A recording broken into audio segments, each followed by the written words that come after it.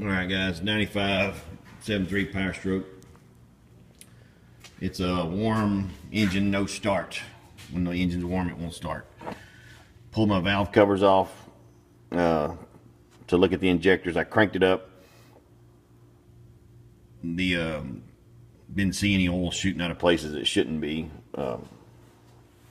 Oil's running from places it looks like it should be running. Nothing squirting everywhere. Put the valve covers back on. Next thing I did was check the injector pressure regulator on the back side of the high pressure oil pump. And this is what I found right here.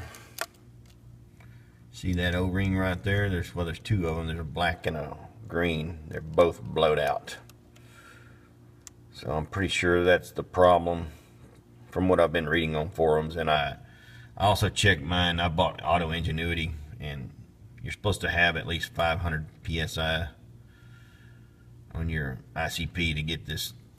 I think it's ICP or either one, but it's 500 psi to get the injectors to fire off. After mine's hot, I'm only getting 230, so not near enough.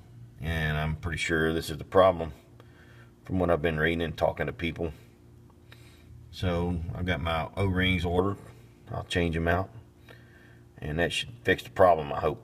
So anyway, any of you other people out there having a warm no start 7.3, might want to start there first.